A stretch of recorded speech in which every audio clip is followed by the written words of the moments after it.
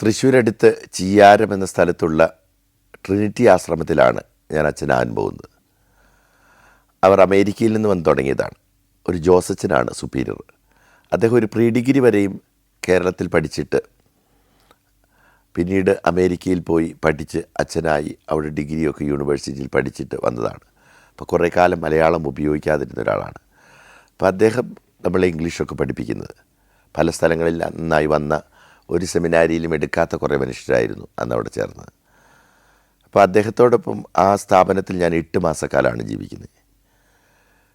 മാസങ്ങൾ കടന്നു പോകുമ്പോൾ ബിന്ദു പറഞ്ഞു കൊടുക്കുന്ന വരികൾ എഴുതി അമ്മയുടെ കത്തുകൾ വന്നുകൊണ്ടിരുന്നു.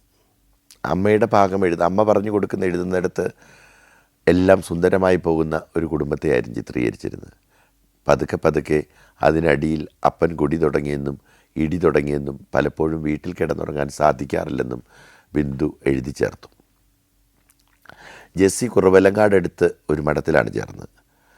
ഞങ്ങളുടെ സമുദായത്തിൽ നിന്ന് മാത്രം സ്ത്രീകളെ മഠത്തിലേക്ക് എടുക്കുന്ന ഒരു ഇറ്റാലിയൻ കോൺഗ്രിഗേഷനിലാണ് ജെസ്സി ചേർന്നത്. അവൾ സന്തോഷവതിയായിരുന്നു എന്നാണ് അവളുടെ കത്തുകളും എന്നോട് പറഞ്ഞിരുന്നത്.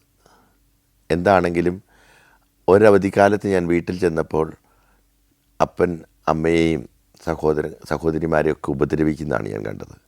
അതോടുകൂടി ഇനി ഞാൻ പോകുന്നില്ല എന്നൊരു തീരുമാനത്തിലേക്ക് എത്തുകയും അമ്മയോടത് പറയുകയും ചെയ്തു. അമ്മ പറഞ്ഞു, നീ നരകത്തിലേക്ക് വരണ്ട, നീ നിൻ്റെ കാര്യം നോക്കി പോകൂ, നിൻ്റെ ജീവിതമെങ്കിലും നന്നായി വരട്ടെ എന്ന്. ലാലി ദയനീയമായി എന്നെ നോക്കി. പകൽ മുഴുവൻ പണിയെടുത്തിട്ട് വന്നിട്ട് ഈ അമ്മയ്ക്കോ എനിക്കോ ഒന്ന് കിടന്നുറങ്ങാൻ പോലും ഈ അപ്പ സമ്മതിക്കുകയില്ല. എന്നെ കണ്ടപ്പോൾ അപ്പൻ അവിടെ നിന്ന് ഇറങ്ങിപ്പോയി. പിന്നെ ഞാൻ പോകുന്നത് വരെയും മടങ്ങി വന്നില്ല. എന്താണെങ്കിലും അമ്മ നിർബന്ധിച്ചാണ് ആ ക്രിസ്മസ് അവധി കഴിഞ്ഞ് ഞാൻ ചീയാരത്തേക്ക് മടങ്ങിപ്പോയത്.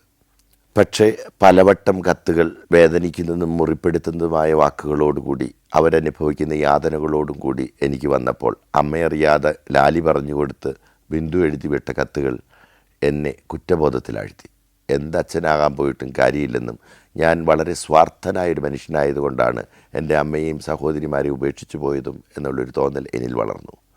അങ്ങനെ ജോസച്ചനുമായി പലപ്പോഴും സംസാരിക്കുമ്പോൾ അദ്ദേഹം എന്നോട് പറയുമായിരുന്നു, അച്ഛനാകുക എന്നുള്ളതൊന്നും അല്ല ജീവിതത്തിൽ ഏറ്റവും പ്രധാനപ്പെട്ടത്, ഒരു നല്ല മനുഷ്യനാകുക എന്നുള്ളതാണ് ഏറ്റവും പ്രധാനപ്പെട്ടത്. നമ്മൾക്ക് സ്വപ്നങ്ങൾ ഏറ്റവും ലിമിറ്റ്ലെസ് ആയിട്ട് കാണാനും അത് തേടിപ്പോകാനും പറ്റണം. അപ്പോൾ നമ്മളുടെ ജീവിതവും മറ്റുള്ളവരുടെ ജീവിതവും ഒക്കെ കണക്റ്റഡ് ആണെങ്കിൽ നമ്മൾ തേടിപ്പോകുന്ന സ്വപ്നങ്ങൾ അവരുടെ ജീവിതത്തിൻ്റെ പ്രതീക്ഷകളെ മുറിച്ച് കളയുന്നുണ്ടെങ്കിൽ അപ്പോൾ നമ്മളുടെ സ്വപ്നങ്ങളെ ചിലപ്പോഴെങ്കിലും ഒരു കൊളുത്തിട്ട് പിടിച്ചു നിർത്തണം. അങ്ങനെ 8 മാസത്തിൻ്റെ ഒടുവിൽ ഞാൻ സെമിനാരി ജീവിതം അവസാനിച്ച് ഒരു ദിവസം കമ്പളികണ്ടത്തേക്ക് മടങ്ങി. തൃശ്ശൂരിൽ നിന്ന് ഞാൻ വീട്ടിലെത്തുമ്പോഴേക്കും രാത്രി ഏറെ വൈകിയിരുന്നു. ഞാൻ വീട്ടിലെത്തുമ്പോൾ അപ്പൻ കുടിച്ചു വന്ന് ബഹളവും ആഘോഷവുമാണ്. അന്നും വീട്ടിൽ ഇലക്ട്രിസിറ്റി ഒന്നുമില്ല. പക്ഷേ മണ്ണെണ്ണ വിളക്ക് അവിടെ തന്നെ കത്തിയിരിപ്പുണ്ട്. അയല കറിവെച്ച ചട്ടി പൊട്ടിച്ചിതറി ഹാളിലും അടുക്കളയിലുമായി ചിതറിക്കിടപ്പുണ്ട്. കൊടമ്പിളിയും മീനുമൊക്കെ അനാഥരെ പോലെ ചാറില്ലാതെയും ഒക്കെ കിടപ്പുണ്ട്. വെച്ച ചോറ് ചിതറിക്കിടക്കുന്നു പുരയിൽ. അമ്മയുടെ മുടിക്ക് പിടിച്ച് വലിച്ച് ഇടിക്കുന്ന അപ്പൻ. ലാലിയും ബിന്ദുവുമൊക്കെ അലമുറയിടുകയും അപ്പനെ പിടിച്ചു മാറ്റാൻ ശ്രമിക്കുകയൊക്കെ ചെയ്യുന്നുണ്ട്. എന്താണെങ്കിലും ഞാൻ അവിടെ ചെന്ന് കഴിയുമ്പോൾ ഇത് കണ്ട് ഞാൻ വളരെ ഞെട്ടിത്തെരിച്ചു പോയി. കത്തുകളിലൂടെയൊക്കെ ലാലിയും ബിന്ദു ഇതൊക്കെ പറഞ്ഞിരുന്നെങ്കിലും ഇത്ര ക്രൂരനായി ആ മനുഷ്യന് പെരുമാറാൻ സാധിക്കുമെന്ന് ഞാൻ ഒരിക്കലും പ്രതീക്ഷിച്ചിരുന്നില്ല. എന്താണെങ്കിലും ഞാൻ അപ്പനോട് ചോദിച്ച്, നിങ്ങൾക്ക് എങ്ങനെ ഇങ്ങനെ പെരുമാറാൻ സാധിക്കുന്നത്? എനിക്ക് മറുപടിയൊന്നും കിട്ടിയില്ല. കുറച്ച് കഴിഞ്ഞ് നമ്മൾ മുറ്റത്തുനിന്ന് നോക്കുമ്പോൾ ഇരുട്ടിൽ കത്തി നടന്നു പോകുന്ന ഒരു വീടിക്കുറ്റി മാത്രമാണ് ഞാൻ മല കയറി കടന്നു പോകുന്നത് കണ്ടത്. പിന്നീട് ഒരു 2-3 ആഴ്ചത്തേന് അപ്പനെ ഞാൻ കണ്ടില്ല. അപ്പൻ തറവാട്ടിൽ സ്വന്തം അപ്പൻ്റെയും അമ്മയുടെയൊക്കെ കൂട്ടത്തിലായിരുന്നു എന്നാണ് അറിവ്. എന്താണെങ്കിലും ആരോ പറഞ്ഞിട്ടോ അതോ സ്വയം തോന്നിയിട്ടോ 2-3 ആഴ്ച കഴിഞ്ഞപ്പോൾ വന്നു. സെമിനാരിയിൽ നിന്ന് വന്നപ്പോൾ മുതൽ ഞാൻ അമ്മയോടൊപ്പം പണിക്ക് പോയി തുടങ്ങി. ജൂൺ മാസമായപ്പോഴേക്കും ആ വർഷത്തെ, അതായത് ഞാൻ SLC എഴുതിയിട്ട് 2 വർഷം കൂടിയായി. 92-ലെ SLC പരീക്ഷ റിസൾട്ട് വന്നപ്പോൾ കുട്ടികളൊക്കെ കോളേജിൽ പോയി ആപ്ലിക്കേഷൻ ഫോം വാങ്ങിച്ചു വരാൻ തുടങ്ങിയപ്പോൾ ഞാനും പോയി മുരിക്കാശ്ശേരിക്ക് ഒരു 2ാം തവണ.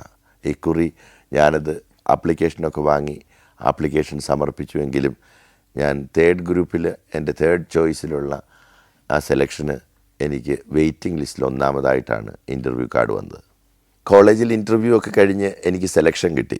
ഇക്കണോമിക്സും ഹിസ്റ്ററിയുമാണ് ഞാൻ പഠിക്കുന്നത്, തേർഡ് ഗ്രൂപ്പാണ്. എന്താണെങ്കിലും അമ്മയും കൂടി വന്നായിരുന്നു എൻ്റെ അഡ്മിഷൻ ഇക്കുറി തരമാക്കിയത്. കയ്യിൽ പണവും ഉണ്ടായിരുന്നു. 1.5 മണിക്കൂറോളം നടന്നാണ് 8 കിലോമീറ്റർ അകലെയുള്ള മുരിക്കാശ്ശേരിയിലെ കോളേജിൽ ഞാൻ പോയിക്കൊണ്ടിരുന്നത്.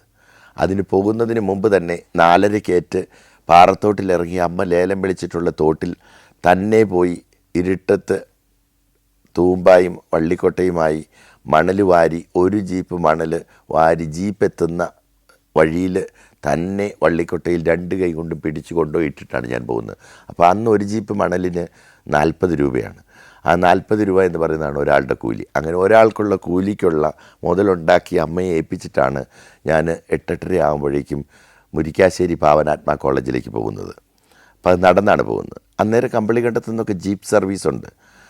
സാധാരണ ആളുകൾക്ക് ജീപ്പിന് മുരിക്കാശ്ശേരി വരെ പോകാൻ 5 രൂപയും കോളേജ് പിള്ളേർക്കാണെങ്കിൽ 3 രൂപയാണ്. 3 6 രൂപ കൊടുക്കാനില്ലാത്തത് കൊണ്ട് 8 കിലോമീറ്റർ അങ്ങോട്ടും 8 കിലോമീറ്റർ ഇങ്ങോട്ടും, അങ്ങനെ 16 കിലോമീറ്റർ ദിവസവും നടന്നാണ് ഞാൻ പ്രീ ഡിഗ്രി പഠിക്കുന്നത്. ആ കാലഘട്ടത്തിൻ്റെ തുടക്കത്തിൽ എനിക്കൊരു രാഷ്ട്രീയത്തിലൊക്കെ ചേരാനുള്ളൊരു പൂതിയുണ്ടായി. അപ്പോൾ എന്നെ അന്ന് എൻ്റെ പഠനവും, ഞാൻ ഇംഗ്ലീഷൊക്കെ തന്നെ ഇരുന്ന് പഠിക്കുകയും ആ സെമിനാരിൽ നിന്ന് കിട്ടിയൊരു ബാക്ക്ഗ്രൗണ്ടൊക്കെ കിട്ടി കൂടുതൽ അംബീഷ്യസ് ആകുകയൊക്കെ ചെയ്തിരുന്നു. അപ്പോൾ ഒരു സിസ്റ്റർ ആനി പോൾ ഉണ്ടായിരുന്നു. അവരൊരു കർമ്മലീത്ത സിസ്റ്ററാണ്, എൻ്റെ ഹിസ്റ്ററി അധ്യാപികയാണ്. അവർ ഈ ഇംഗ്ലീഷിന് നമുക്ക് കൂടുതൽ എങ്ങനെ മെച്ചപ്പെടുത്താം എന്നുള്ള രീതിയിലൊക്കെ അവരുടെ വിഷയം കൂടാതെ ഞങ്ങൾ സാധാരണക്കാരായ കുട്ടികൾ പഠിക്കുന്ന ഗ്രാമപ്രദേശത്തെ ഗ്രാമീണമായ അന്തരീക്ഷത്തിലെ കൃഷിക്കാരുടെ മക്കളായ സ്റ്റുഡൻസാണ് അവിടെ ഉള്ളതെല്ലാം. അപ്പോൾ ഈ ഇംഗ്ലീഷൊക്കെ അവർ വന്ന് പഠിപ്പിച്ച് പോവുകയുള്ളൂ. പക്ഷേ ഈ സിസ്റ്റർ ആനി പോൾ വന്നിട്ട് നമുക്ക് പ്രിപ്പോസിഷൻസ്, അങ്ങനെ വാക്കുകളെ കണക്റ്റ് ചെയ്യുന്ന ഇംഗ്ലീഷ് വാക്കുകൾ നമുക്ക് എന്താണ് എന്നും അതിൻ്റെ ശരിയായ മലയാളാർത്ഥവും പറഞ്ഞു തരുമ്പോൾ ഇച്ചിരി ഇംഗ്ലീഷ് ബേസ് സെമിനാരിൽ നിന്ന് കിട്ടിയ ആൾക്ക് നന്നായിട്ട് പഠിച്ചു കയറാനൊരു ഒരു ഒരു ഒരു അവസരവും കൂടിയാണ്. അപ്പോൾ ഞാൻ ഇംഗ്ലീഷ് മാത്രമേ സംസാരിക്കുകയുള്ളൂ. സംസാരിക്കുന്നത് പോലും എത്രയും കാര്യങ്ങൾ നമുക്കറിയാമോ ആ കാര്യങ്ങളെല്ലാം ഉൾപ്പെടുത്തി സംസാരിക്കുക. അതിലൂടെ പ്രാക്ടീസ് ചെയ്ത് അത് നമ്മളിൽ തന്നെ ഇൻറ്റീരിയറൈസ് ചെയ്യാനുള്ളൊരു എഫേർട്ട് ഞാനന്ന് എടുത്തിരുന്നു. സൗഹൃദങ്ങൾ തേടിയൊന്നും ഞാൻ ആ കാലത്ത് പോയിട്ടില്ല. പക്ഷേ ആ വർഷത്തിൻ്റെ തുടക്കത്തിൽ ക്യാമ്പസ് പൊളിറ്റിക്സ് ഉള്ള കാലമാണ്. അപ്പോൾ ഏതൊക്കെയോ പാർട്ടികൾ പറഞ്ഞ് ഞാൻ ഏതോ ഒരു പാർട്ടി 2ആയി വിഭജിച്ചതിൽ ഒരെണ്ണത്തിൽ ഫസ്റ്റ് ഇയർ പ്രീ ഡിഗ്രി റെപ്പായിട്ട് മത്സരിച്ചു. എൻ്റെ കൂടെ പഠിക്കുന്ന പ്രേമനും വേറൊരു പാർട്ടിയുടേതായി മത്സരിച്ചു. എന്താണെങ്കിലും ഒരു ദിവസം ആനിപ്പോൾ സിസ്റ്റർ ക്ലാസ്സിലേക്ക് വരുമ്പോൾ ഞാൻ സ്ഥാനാർത്ഥിയാണെന്ന് അറിഞ്ഞപ്പോൾ അവരുടെ മുഖം ഇരുണ്ടു. നല്ല ഭാവി ഉണ്ടാകുമായിരുന്ന അവരുടെ മഠത്തിലെ പാറത്തോട്ടിലുള്ള കന്യാസ്ത്രീകളൊക്കെ ഇവൻ നല്ല കൊച്ചായി പണിയൊക്കെ എടുത്ത് സെമിനാരിലൊക്കെ പോയി നന്നായി വന്നിരിക്കുന്നതാണ്, ആ അമ്മയ്ക്കും മക്കൾക്കും അവൻ മാത്രമേ പ്രതീക്ഷയുള്ളൂ എന്ന് മനസ്സിലാക്കിയിരുന്ന സിസ്റ്റർക്ക് ഞാൻ രാഷ്ട്രീയത്തിൽ ഇറങ്ങിയപ്പോൾ ഈ ജീവിതവും നശിച്ചു, അതിലൂടെ അമ്മയ്ക്കും പെമ്മക്കൾക്കും പ്രതീക്ഷയില്ലാതെ ആയല്ലോ എന്നൊരു ചിന്തയിലായിരിക്കണം ഒരു ദിവസം ഞാൻ സിസ്റ്റർ എന്നെ ഇൻഡയറക്റ്റായിട്ട് എൻ്റെ രാഷ്ട്രീയത്തിൽ ചേരാനുള്ള കാര്യത്തെക്കുറിച്ച് പറഞ്ഞപ്പോൾ സിസ്റ്റർ എൻ്റെ കാര്യം അന്വേഷിക്കേണ്ട എന്ന് പബ്ലിക്കായിട്ട് പറഞ്ഞു. അപ്പോൾ സിസ്റ്റർ എന്നെ ഗെറ്റ് ഔട്ട് അടിച്ചു. പിറ്റേ ദിവസം അമ്മയും വിളിച്ചുകൊണ്ട് വരാൻ പറഞ്ഞു. അപ്പോൾ അമ്മ സ്റ്റാഫ് റൂമിൽ വെച്ച് എനിക്കിട്ട് വീണ്ടും ഒന്ന് പൊട്ടിച്ചു. ജീവിതത്തിലെ അടുത്ത വഴിത്തിരിവാത്. അടി കൊടുക്കുന്നത് കണ്ടപ്പോൾ സിസ്റ്റർ ആനിപ്പോളിനാകെ സങ്കടമായി. അപ്പോൾ സിസ്റ്റർ എന്നെ ചേർത്ത് പിടിച്ചിട്ട് അമ്മയോട് പറഞ്ഞു, അവനെ തല്ലരുത്, അവൻ പഠിച്ചോളും, ഞാനവനെ നോക്കിക്കൊള്ളാമെന്ന്. ആ സിസ്റ്റർ എൻ്റെ അമ്മ മരിച്ചു കഴിഞ്ഞും എക്കാലം എൻ്റെ ഒരു അമ്മയെപ്പോലെയായിരുന്നു. ഇപ്പോഴും അങ്ങനെ തന്നെയാണ്. കാരണം കുപ്പായങ്ങളും അല്ലെങ്കിൽ പൗരോഹിത്യത്തിൻ്റെയോ സന്യാസത്തിൻ്റെയോ അല്ലെങ്കിൽ മതത്തിൻ്റെ അലങ്കാരങ്ങൾക്കെല്ലാം ഉപരിയായി മനുഷ്യനായി തീരാനുള്ള ഒരു വ്യക്തിയുടെ അഭിവാഞ്ച ഞാൻ ആ സ്ത്രീയിലെപ്പോഴും കണ്ടിരുന്നു. വീണു പോകുമ്പോൾ ഒരു കൈ തരാനും പിടിച്ചെണീപ്പിക്കാനും വഴുതി പോകുമ്പോൾ ചേർത്ത് പിടിക്കാനും ഒക്കെ കഴിവുള്ള ഞാൻ കണ്ടിട്ടുള്ള വളരെ നല്ലൊരു സ്ത്രീ. ആ സിസ്റ്ററിൻ്റെ പ്രയത്നമാണ് ഒരു കണക്കിന് പറഞ്ഞാൽ പ്രീ ഡിഗ്രിയിൽ 1ാം റാങ്ക് വരെ എത്താനായിട്ട് എന്നെ സഹായിച്ചത്. ആ 1.5 മണിക്കൂർ അങ്ങോട്ടും 1.5 മണിക്കൂർ ഇങ്ങോട്ടും യാത്ര ചെയ്ത് പോയിരുന്ന ഞാൻ ഒരു ദിവസം പോലും വൈകി കോളേജിലെത്തിയിട്ടില്ല. വല്ലപ്പോഴുമൊക്കെ അമ്മ തരുന്ന പൈസയിൽ നിന്ന് ഒരു ബോണ്ടായൊക്കെ മേടിച്ച് തിന്നുകൊണ്ടാണ് വരിക. അപ്പോൾ എൻ്റെ കൂട്ടത്തിലൊരു 3 സുഹൃത്തുക്കളുണ്ട് അവിടെ നിന്ന് വരുന്നവർ. അത് സൗഹൃദത്തിനോട് വേണ്ടിയുള്ള സുഹൃത്തുക്കളല്ല, പോകുന്ന വഴി സംസാരിക്കുന്നതെല്ലാം പഠിക്കുന്ന കാര്യങ്ങളെക്കുറിച്ച് മാത്രമാണ്. എല്ലാവർക്കും ഇംഗ്ലീഷ് കോമൺ ആയതുകൊണ്ട് ഏത് ഗ്രൂപ്പിൽപ്പെട്ടവർക്കും ഓക്കെയാണ്. അങ്ങനെ പറ്റുന്നിടത്തൊക്കെ ഇച്ചിരി ട്യൂഷൻ എടുക്കാനും ഒക്കെ വരുമാനങ്ങളും കൂടെ പഠിക്കുന്നവർക്ക് തന്നെ ട്യൂഷൻ എടുക്കാനും ഞാൻ തുടങ്ങി.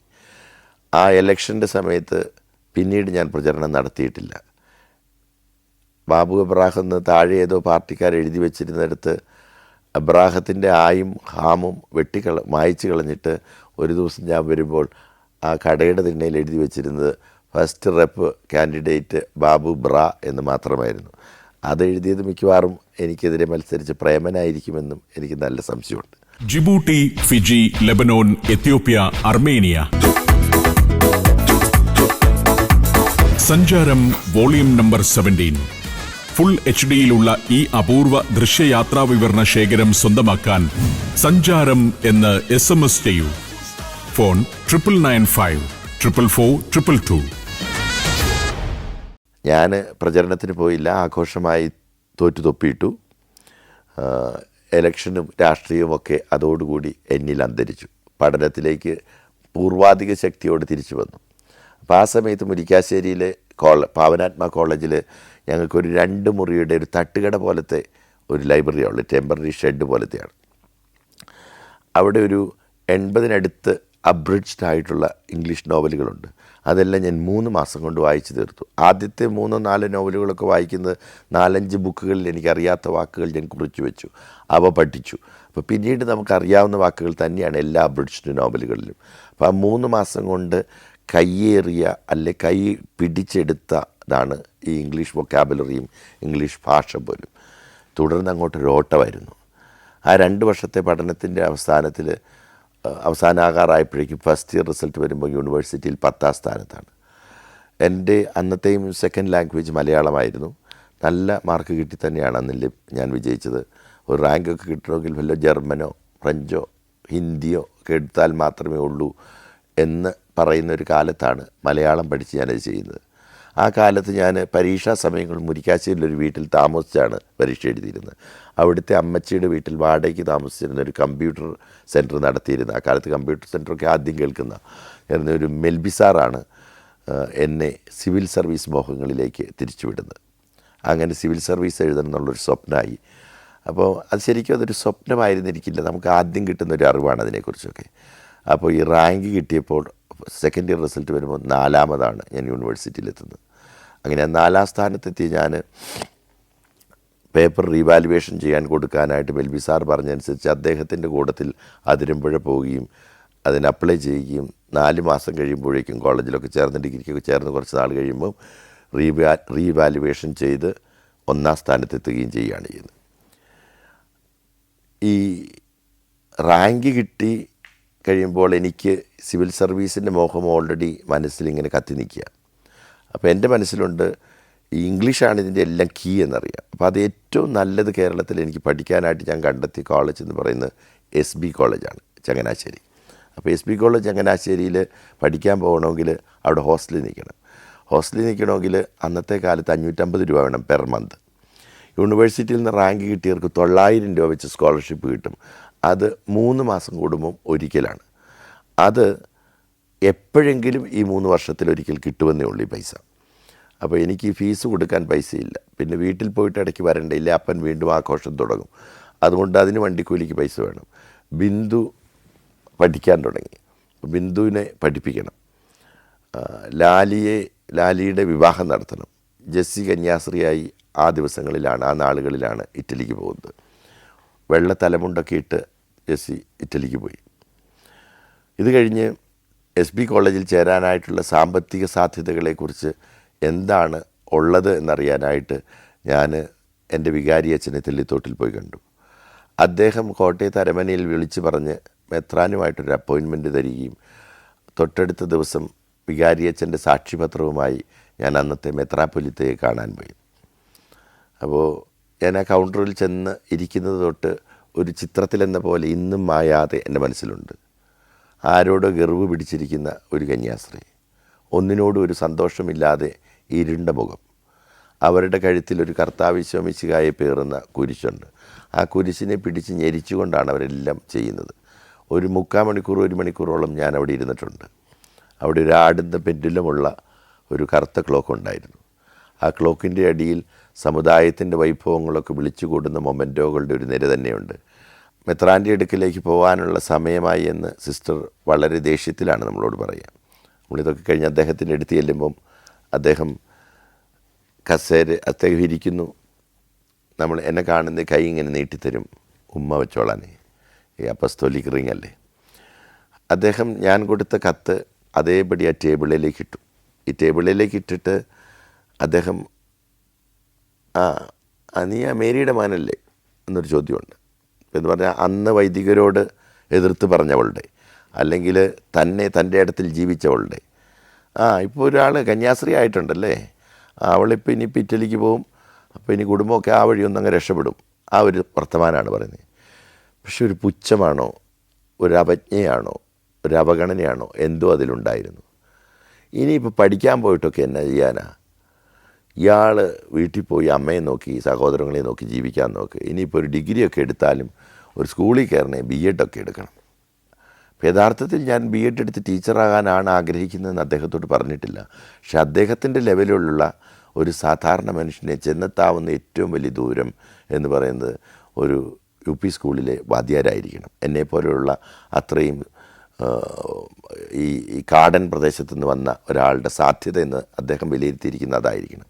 എന്താണെങ്കിലും അദ്ദേഹത്തിൻ്റെ ഇരുന്നിരുന്ന കസേരയുടെ മുമ്പിലെ ആ മേശയ്ക്ക് മറുപുറത്ത് കിടന്ന 3 കാലിയായ കസേരകളിൽ ഒന്ന് ഇരിക്കാൻ പോലും ആ മനുഷ്യൻ എന്നോട് പറഞ്ഞില്ല.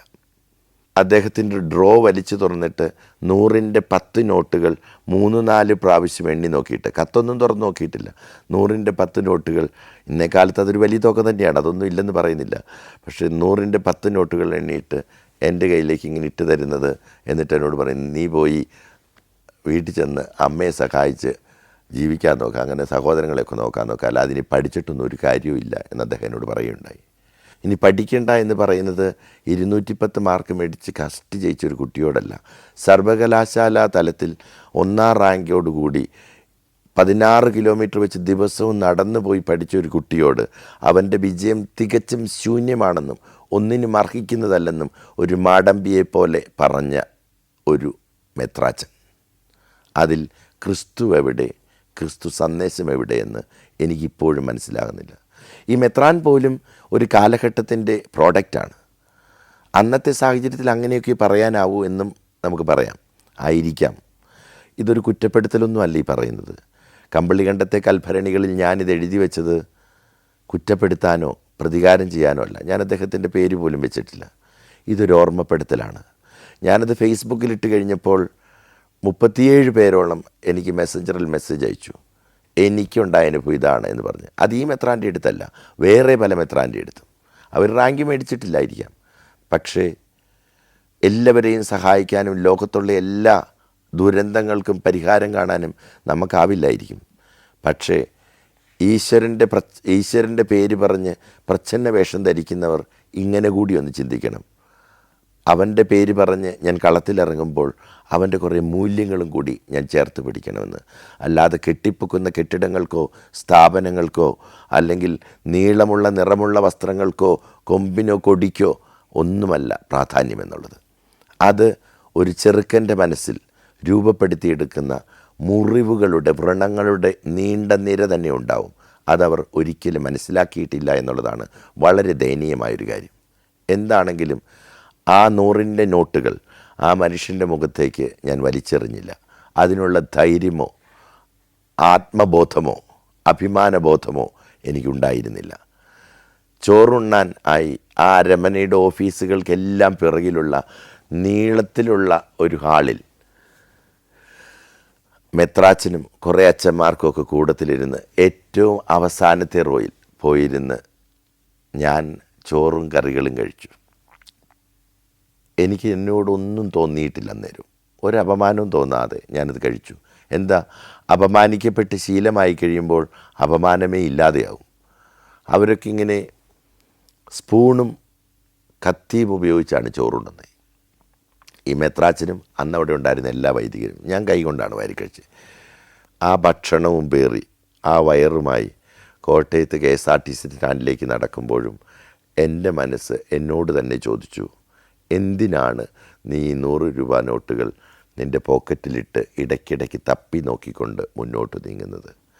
അന്ന് തന്നെ ഞാൻ എന്നോട് ചോദിച്ചു, ഒരു കീഴ്ജാതിക്കാരനെ അന്ന് മാടമ്പികൾ ട്രീറ്റ് ചെയ്തതുപോലെ അയാൾ എന്നെ ട്രീറ്റ് ചെയ്തപ്പോൾ എന്തിനാണ് വിശപ്പിൻ്റെ പേര് പറഞ്ഞ് അവരുടെ അരമനയുടെ പിന്നിലെ കൊട്ടാര സമാനമായ തീൻമുറിയിലെ ആഘോഷത്തിൻ്റെ അറ്റത്തിരുന്ന് ഞാൻ ആ ഭക്ഷണം കഴിച്ചതെന്ന്? ഇന്നും ഛർദ്ദിച്ചു പോകാത്ത ആ ഭക്ഷണം എൻ്റെ ഉള്ളിൽ ഇങ്ങനെ തേട്ടി വരുന്നുണ്ട്. അപ്പോൾ ആലോചിച്ച് കഴിഞ്ഞപ്പോൾ അത്ര സമ്പന്നരൊന്നുമല്ല, പാവങ്ങളാണെങ്കിലും നല്ല സ്വഭാവമുള്ള ചെറുക്കനാണ് എന്നൊക്കെ റിപ്പോർട്ട് ലഭിച്ചാണ് കല്യാണം ആലോചന തുടർന്നത്.